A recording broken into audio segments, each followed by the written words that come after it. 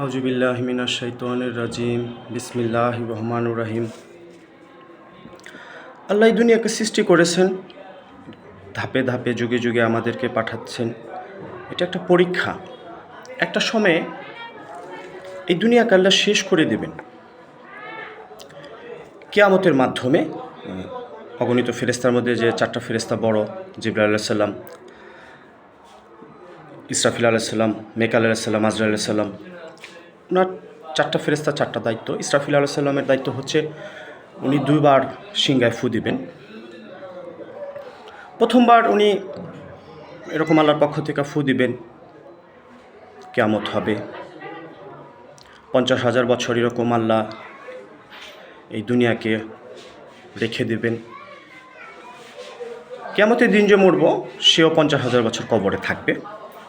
তো আবার আল্লাহ সর্বপ্রথম ইসরাফিল ফেরেশতাকে সৃষ্টি করবেন এবং আবার বলবেন ফু দাও।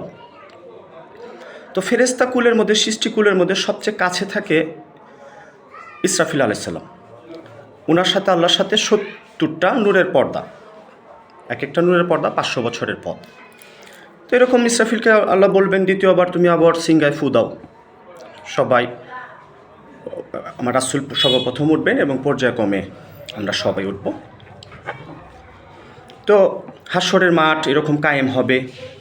পৃথিবী থেকে সূর্য 13 লক্ষ গুণ বড়, 9 কোটি 30 লক্ষ মাইল দূরে। এরকম আমরা সমবেত হতে থাকব।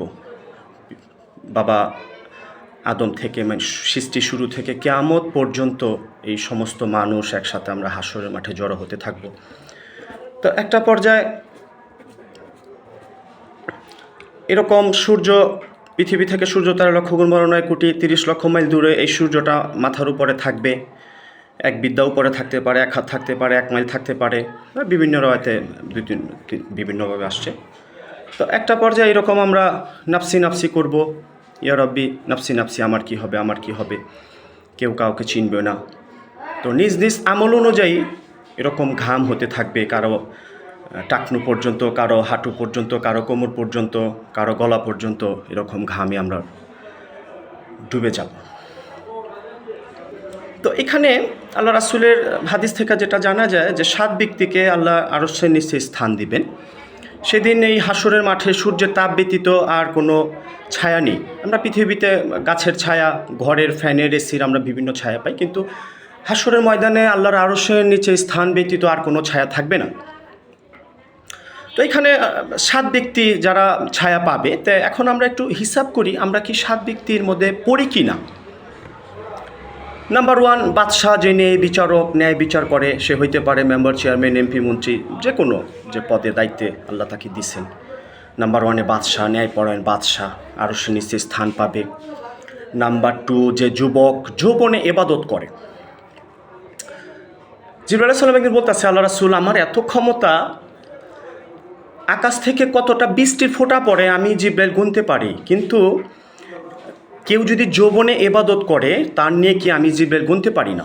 তো দ্বিতীয়তে কি হইল, যৌবনের ইবাদত, যে নারী পুরুষ যৌবনে ইবাদত করে। নাম্বার 3-তে যার দিল মসজিদে থাকে। আজকে আমরা দেখি আমাদের দিল মসজিদে থাকে কিনা, আমরা তো কেউ মসজিদে যাই না। আল্লাহ পাক আমাদের সৃষ্টি করছেন সেজদার জন্য, আমরা তো সেজদা দেই না, সবাই মোবাইল নিয়ে বিভিন্ন আড্ডা ফাড্ডা নিয়ে আমরা ব্যস্ত থাকি। আমরা একবার ভাবি যে আমাদের দিল কি মসজিদের সাথে লেগে থাকে কিনা, যে একটা নামাজ বের হইলাম, আবার সেকেন্ড যে ওয়াক্তর জন্য আবার ওয়েট করতেছি, আফসোস করতেছি কখন আমি আমার রবের কুদরতি পদতলে সেজদা দেব। মসজিদের সাথে দিল লেগে থাকবে। নাম্বার 3। নাম্বার 4-এ একটা রমণী ডাকতেছে একটা যুবককে, আসো জেনা করো, যুবক না করলো। তো নাম্বার 4-এ হলো এরকম যে জেনার জন্য ডাকতেছে যুবতী যুবককে, সে গেল না, আল্লাহকে ভয় করে। আজকে অ্যাভেলেবেল তো সমাজে জেনা ঘটতেছে। নাম্বার 4। নাম্বার 5-এ যে আল্লাহর জন্য যে 2 জন একত্রিত হয়, যে সেও আল্লাহওয়ালা, আমিও আল্লাহওয়ালা, আমি আল্লাহর জন্য তাকে ভালোবাসি, এবং আল্লাহর জন্য অনেকেই আল্লাহ নাফরমানিতে লিপ্ত থাকে, আমরা তার থেকে দূরে থাকি, আল্লাহর জন্য 2 ব্যক্তির মহব্বত থাকে। নাম্বার 6-এ যে ডান হাতে দান করে, বাম হাত জানে না। আজকে আমরা দান করি লোক দেখানো, স্বার্থ মিশ্রিত। এখানে আমার রাসূল বলছে যে হাশরের মাঠে আল্লাহ ফি সাবিলিল্লাহ, যে আমলটা শুধু আল্লাহ সন্তুষ্টির জন্য হবে, সে আমলটা আল্লাহ প্রতিদান দিবে। এখন আমরা কতজন কত স্বার্থের জন্য, লোক দেখানো, বাহবা পাওয়ার জন্য ইবাদত করি, এগুলো হবে না। ফি সাবিলিল্লাহ, শুধু আল্লাহ সন্তুষ্টির জন্য যে আমলটা হবে সে আমলটা আল্লাহ প্রতিদান দিবে। তো 6 নম্বরে ডান হাতে দান করে বা হাত জানে না। 7 নম্বরে আল্লাহর ভয়ে কাঁদে। আজকে দেখেন আমাদের কিন্তু দিল পাষাণ হয়ে গেছে, আমাদের চোখে অশ্রু নাই। আমার রাসূল বলছে 2টা ফোঁটা আল্লাহর কাছে বড় দামি, যে জিহাদের ময়দান থেকে যে দেহ থেকে শত্রুর তরবারির আঘাতে যে রক্তের ফোঁটাটা পড়ে, এবং যে চক্ষু আল্লাহর ভয়ে কাঁদে, নির্জনে আল্লাহর ভয়ে কাঁদে। আমার রাসূল বলছে দোজখের আগুন দুনিয়ার আগুন থেকে 70 গুণ শক্তিশালী, এই আগুন নিবানো যায় না। শুধু এই 2টা ফোঁটা আগুন দোজখের আগুনকে মিটাই দিতে পারে, যে চোখের পানি আল্লাহকে ভয় কইরা, আল্লাহকে মহব্বত কইরা, এবং জিহাদের ময়দানে শত্রুর আঘাতে আল্লাহর জন্য রক্তের ফোঁটা। তো আজকে আমরা ভাবি যে আমাদের চোখে তো অশ্রু নাই, আমরা আল্লাহর ভয়ে আল্লাহকে মহব্বত করে আমরা নির্জনে কাঁদবো, এটা অনেক বড় ইবাদত।